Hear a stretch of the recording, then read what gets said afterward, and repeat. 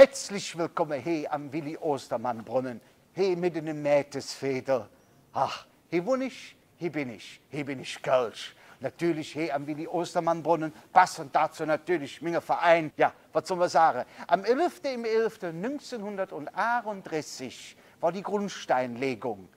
Die Protagonisten des Werkes von Willi Ostermann, die Figuren, die Typen, die er besungen hat.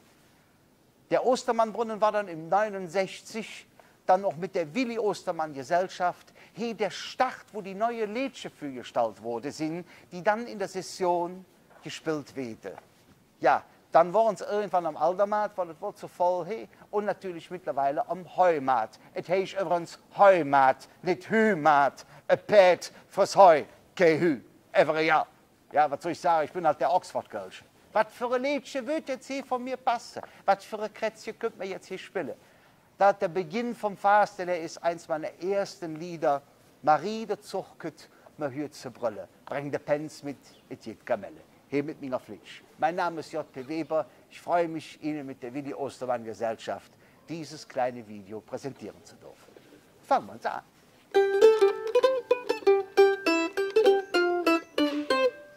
Et ganze Jahr, da sind wir brav, dafür sind wir bekannt.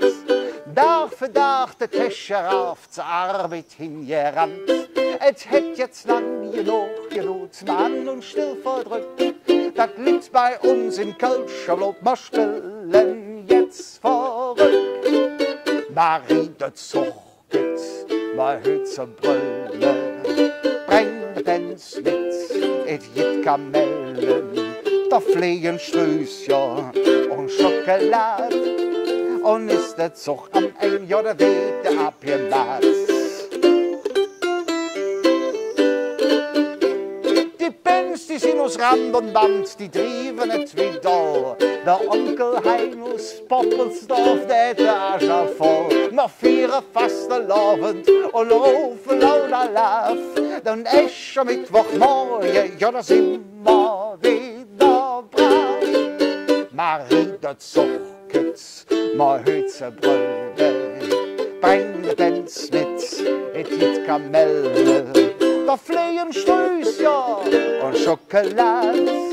Und ist der Zug am Ende, ja, der wird der abgemacht. Der